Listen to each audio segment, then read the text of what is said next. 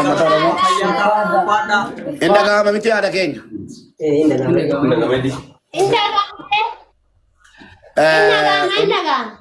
Ummanni kee ummannati irraa dhalattee obbolaan kee haadholiin abbooliin biyyoota garaagaraa biyya keessa jiranu viidiyoo ati ittiin rukutamte sana arganii boo'anii qalbii cabanii ati haadha keenya malee haadha ilmaan sanaa qofaa miti jedhanii birrii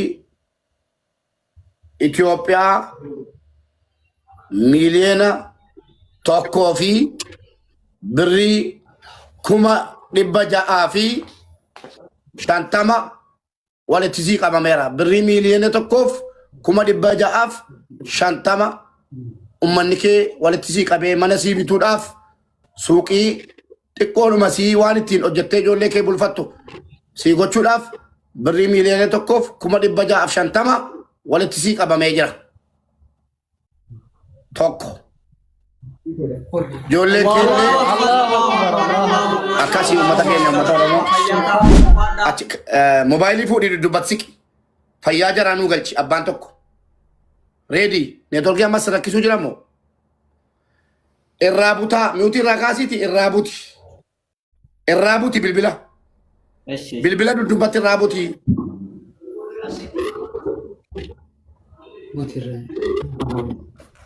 Rakkoon qabu bilbila duddubbatti. Buti ammallee buti xiqqoo. Ammallee buti. Uffata sana walii qabaati akkuma gaasirra naannoon beektu akkuma aadaa naannootti uffata kabajaa sana irra nuu buusa. Uffata kabajaa sana irra nuu buusa. Akkasi.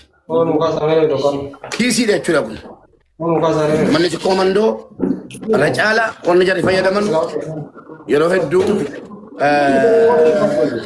waan akkasiiti. Kanaaf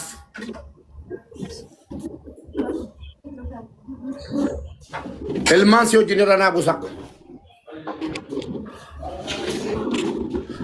Obboleessa keenya eebbisaa namni sagantaa kana akka jarri uffatanii haga caammaatti mana miidhaginaa galanii dibatanii bareedanii akkasitti akka dhufan kan nu godhe anaa fi obboleessa koo eebbisaa saahiba keenya kan yeroo waliin turre amma Ameerikaa jiru isa kan qobaatti maallaqa qobaatti nu erge akkasitti uffata kabajaa irra buufnee haadha keenya dhiifama gaafanneerraa galatoomaa dargaggoonni achitti argamtanu ulfaadhaa galatoomaa nuu jiraadhaa isiniin jenna amma gara maallaqaatti achi darbinaa jechuudha haasaan booddeedha.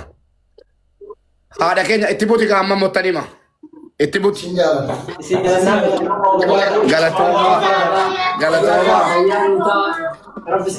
galatoomaa amma isaaniin dubbatanii maallaqicha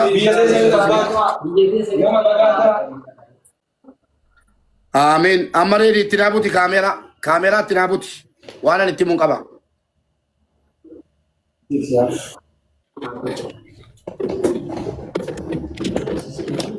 Wanni uummanna cinqaaru keessaan illee kana waan ta'eef madattee hojii.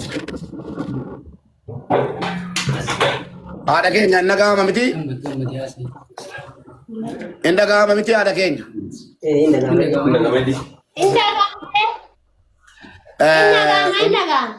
Ummanni kee ummannati irraa dhalattee obbolaan kee haadholiin abbooliin biyyoota garaagaraa biyya keessa jiranu viidiyoo ati ittiin rukutamte sana arganii boo'anii qalbii cabanii ati haadha keenya malee haadha ilmaan sanaa qofaa miti jedhanii birrii Itoophiyaa miliyoona tokkoo fi birrii 650 walitti sii qabameera. Birrii miliyoona tokkoof 650 ummanni kee walitti sii qabee mana sii bituudhaaf suuqii xiqqoodhuma sii waan ittiin hojjettee ijoollee kee bulfattu sii gochuudhaaf birrii miliyoona tokkoof 650 walitti sii qabamee jira. Tokko. Ijoollee keellee akkasii uummata keenya uummata Oromoo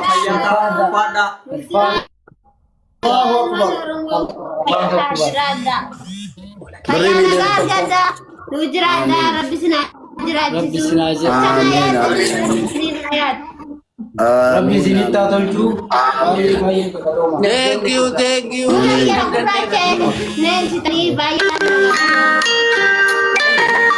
بلا جمد بالبل ريدي بالبل ثم تتكرسيس بالبل اليوم ما تتكرسيس بالبل بيتا مثلا ما تتكرسيسا بالبل بيتا ملي بالبل اليوم ما تتكرسيسا هذا كينيا وما تتكرسيسا بالبل هذا كينيا بيتا بالبل هارا ini kamne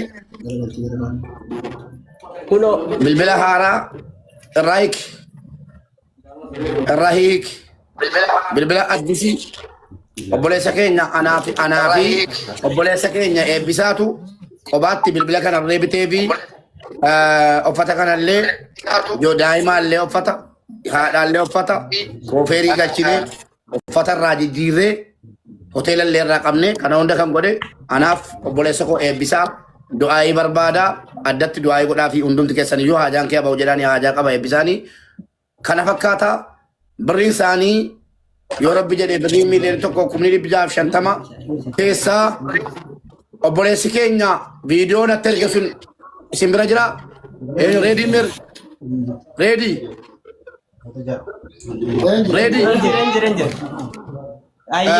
ummata keenya kabajamoo dhaggeeffadhaa qaba wanni isin dhokotu tokkoffaa reedii atas ba'i tokkoffaa irratti reedii foolonaa godhaa akka dargaggeessi keenya biyya keessaa yeroo hedduu yeroo jarri waa hojjetanii waan gaarii hojjetanii fidanii tokkoffaa komishinii waan jedhamu jira jedhanii an gara kootiinis ta'e waayillan kiyya abdii geetaachos ta'e Alex eenyunu warra asirra jiran guutuun komishinii irraa barbaadnu hin qabnu fudhannees hin beennu an gara kootiin hin beeku tasuma jarra abdiis akkasuma namni birii tokko haadha keenya irra barbaadu hin jiru guutummaan guututti birriin kan haadha keenyaa ta'e xumura kanarra obboleessa keenya kanaaf waan ittiin jajjabeessinu ka jedhu akkaawuntichuma irratti waan walitti qabamee jira obboleessa keenya kana reedii akka dargaggeeyyiin keenya biyya keessaa yeroo waan akkanaa argan wanjala mootummaan hin feene akka jarri kana booddee biyya jaraa eeganu akka jarri jabaatanii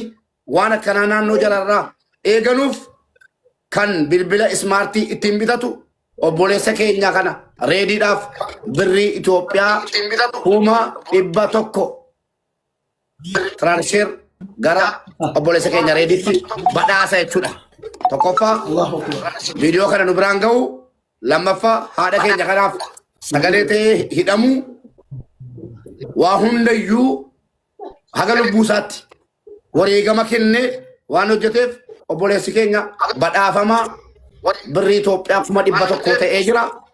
Atillee baga gammadde dargaggeessi biyya keessa jirtanullee kan biraa yeroo waan akkasii argitan haadholii irratti miidhaa akkasii qaama fedheenuu yeroo irraan ga'amu akkasin viidiyoo waraabdanii qaama seeraa biratti nama kanatti gaafachiiftanuudhaaf aamilee akkasinii ta'uuf nama rabsuu qofaan hin guddatamu nama rabsuu qofaaf namni hin beekamu nama xiqqeessuu qofaaf miti kan fooloon guddatu waan gaarii hojjetanii ummataa dhiyeessuudhaanis akka badhaafamtan kana booddee illee itti fufu jechuudha. Namoota qaama seeraas haa ta'u seermaleeyyii haadholii keenya dadhaboo keessattuu warra mana namaa dalaganii galan rakkoo gudeeddaa rakkoo humnaan waan adda addaa irratti raawwachuu dargaggeessi mootummaan ni dhufa ni darba. Isinii galee mootummaan hadha bulchaa jiru ka zalaalam bulchaa jiru miti. Mootummaa rabbumatu jijjiira. Baalliidha. Darbaa kan bor mootummaa ta'ee bakka mootummaa kanaafu humna baratee fi humnuma biyya keessa jiru malee biyya baraatii Faransaay irraa yookiin Ameerikaa irraa dhufee biyya keenya hin bulchu. Wal tiksuu qabna jechuudha mootummaa jalatti. Wal tiksuu qabna jechuudha mootummaan ummata. Mootummaan ummata yeroo jennu kanuma mootummaa jechuun kanuma jechuudha. Rakkoo haadholii keenya irra ga'u dirqama qaama seeraa amma ni dhufutti jennee eeguun qabnu. Viidiyoo waraabuudhaan saaxiluu mootummaa beeksisuu akka inni seeraan qabamu gochuu wareegama barbaachisu haqaan kafaluudha jechuudha. Kanaaf obboleessi keenya kun birrii 100,000 Itoophiyaa badhaafameera. Gooliin keenya miliyoona 1 ture. Miliyoona 1,300 foyi dhaqee jennaan 1.5 agaluun jedhee 1.5 edaafadha galama gallee 100,000 kan mucaa kadhaa jennee uummata kadhannee itti dabalchiifne 50,000 immoo kan dagatamee jiru teelee birriirra jira.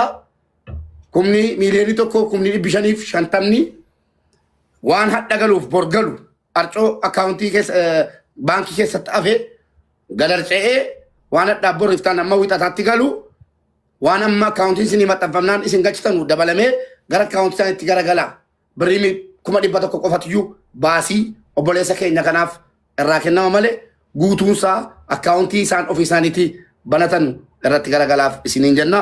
Aasaas ittiin dheeressu.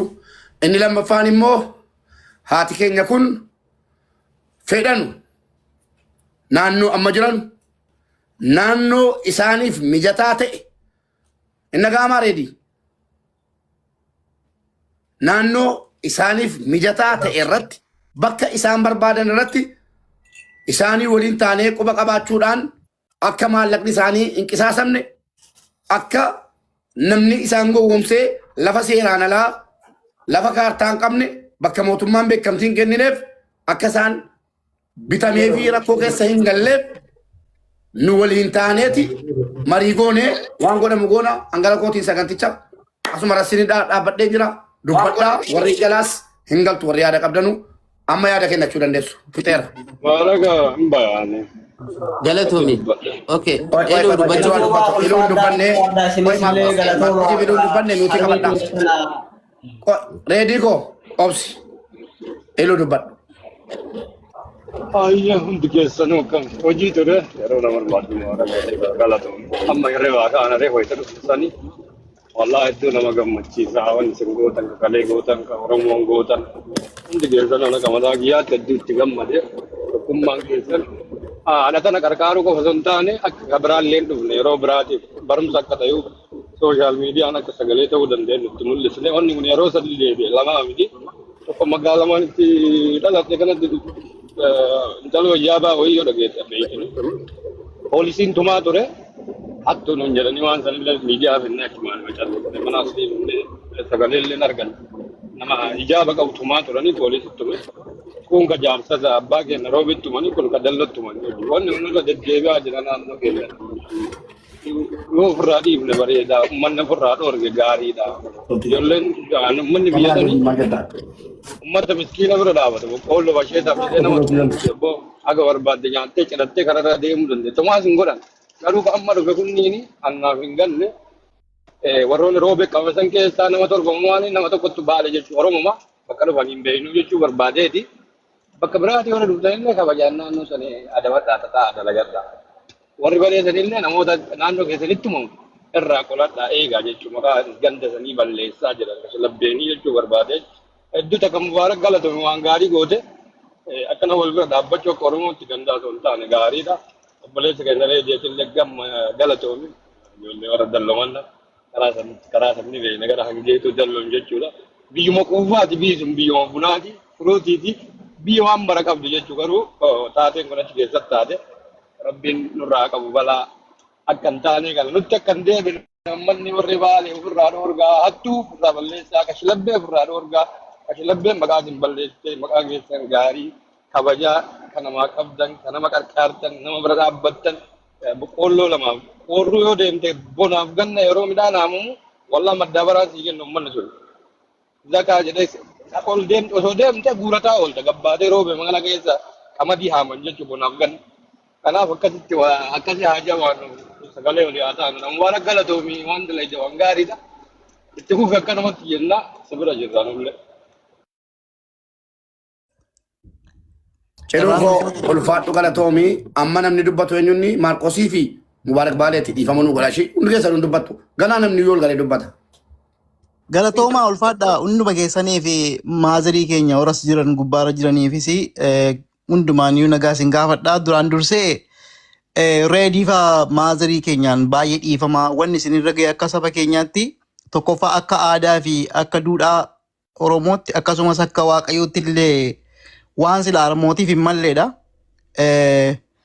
Egaa waan hundumaaf immoo Waaqayyoo waan tokko gaafa fidu waan gaarii fida. Isinitti hin dhaga'amini mooraaliin keessan hin cabini. Inni guddaan saba ofii qabaachuudha. Rakkinni yoo namarra geessayyuu saba ofii qabaachuun akkanatti nama boonsa. Kana booddeellee isinii jabaadha.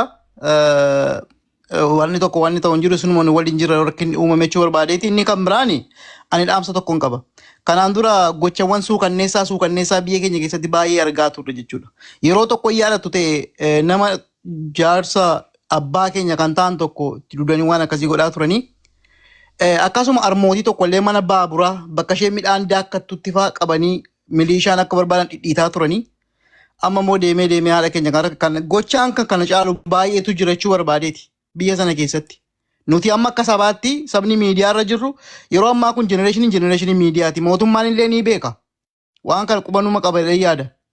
Kanaaf gochawwan akkanaa kun hawaasa keessatti akka raawwanneef mootummaan waa tokko gochuu qaba. Nuti amma asuma irratti uummanni gaaruuf gargaarri duwwaa deemu osoo hin taane waan akkasii kana akkuma kaleessa qaama seeraa dubbii kana hordofsiiftan qaamni seeraa waan akkanaa nuu qabu qaba. Yeroo hin jedhu yookiin poolisiiwwan ba'anii hawaasa keessa gadhiifaman kunillee kan argamedha. Yoona kana caalaa kan jecha suukanneessaa godhan hedduutu jira waan ta'eef mootummaan hordofee yookiin namoota leenjisee hawaasa keessa gallakkisu kana mootummaan leenjisee kan nu lakkisuu qaba. Gaaffii akkasii mootummaaf dhiyeessa. Yoona haadhi keenya hedduutu akkas ta'aa jira kan nuti quban qabne jechuu barbaadetti. Kana Waaqayyootu nu bira fide malee kan poolisiiwwan ijoolleen leenjii hin qabne akkasumatti ba'anii hawaasa keessa deemanii hawaasa keenya ijoollee keenya maatii keenya zarii keenya dararaa jiran hedduutu jira yoona jechuudha. Kanaaf nu waan gochuu qabnu akka mootummaan illee waan kana hordofee waan kanarraa barumsa baratanii mootummaan bahee ibsa kennuu qaba. Keessumaa poolisiin of eeggadhaa qaamni law enforcement warra seera eeddan hawaasa kan dararreef mootummaan waan kana uummatarraa akka dhaabbatuuf tokko ibsa kennuu qaba jechuu barbaaditi. Waan kana calluma nu gargaaru miti. Mootummaan ni arga qaamni mootummaa waan kana ni argu waan ta'eef bakka jiretti responsibility fudhachuu qabu jechuun barbaada. Asumaan immoo inni sadaffaan finni dhuma uummanni keenya Oromoo dhugaa Waaqayyo warri wal beektanis warri wal hin beeknes amantaaf gandaan osoo wal hin qoonne safuuf aadaan keessan garaa isin nyaate gaaf haadhi keessan akkanatti miidhamtu dhuftanii bira dhaabbattanii mataa ishee ol qabdan Waaqayyo biratti malee nama biratti miti kan galataa qabdan Waaqayyo biratti galataa qabdu. Boruma iftaaniifis akkasitti tokkummaa keessan itti fufaa. Wal jajjabeessaa wal bira dhaabbadhaa. Baay'ee namatti tola baay'ee nama gammachiisa. Kanuma jechuun barbaada hunduma keessan Waaqayyo si haa eebbisu bakka jirte itti jiraadha. Akkasuma immoo obboleessa keenya reedii atillee Waaqayyo si haa eebbisu jechuun barbaada galatooma. Al tokko gidduudhaan Muniiraa ol guddisaa akkaawuntii nu maxxansi Muniiraa. Akkaawuntii nu maxxansi nu agarsiisi namoonni danuu akkaawuntii dhaaru warri akkaawuntii irratti galchanu Mubaarak Baalee dubbadhu sana booda Aleeksi dubbatta. Hedduu galatoomaa daqiiqaa sadiin takka yoo naa kennite mee Muniira miutii qabadhu sagalee deddeebisana fakkaate. Tole galatooma dursa namni naman galateeffanne waaqa isaan galateeffatu Mubaarak galatoomi Aleeks Taayyee Abdii Geetaachoo Sooyyee Maarqoos hundi keessan reedii galatoomi keessattuu qarqaarsa qofa osoo hin taane namoonni qaama seeraatu wal qunnamtanii bifa saniin yeroo nu cinqamne sanitti rakkoon akka hin jirre nu hubachiisaa turtan ulfaadhaa galatoomaa wayyoomaa jechuun barbaada. Itti aansuudhaan ummanni harmee keenya kana bira dhaabattanii qarshii 50 eegalee hanga humni keessan danda'uun waan dandeettan gootan even warroonni waa kennuu hin dandeenye viidiyoo kana sheer gochuudhaan nu cinaa dhaabattan ulfaadhaa galatoomaa fayyaa ta'aa gara fuulduraatitti illee waan akkanaa kanaaf walii haa birmannu. Viidiyoon akkanaa kun yoo gadhiifame sheer goonee addunyaan dhaga'ee namoonni akka irratti yaada kennatan haa goonu itti haa barannu jechuu barbaadeeti. Inni biraa harmeen teenya tun baga tumamte. Tumamuun isii waan gaariidha. Osoo isiin tumamuu baattee osoo akkasi dhidhiituu baatanii namni isiin argu umrii isii guutuu hattuu taatee umrii isii guutuu kadhattuu taatee umrii isii guutuu rakkattuu taatee ilmaan isii beelaan deeman jechaadha. Baga tuman. Tumamuun isii kun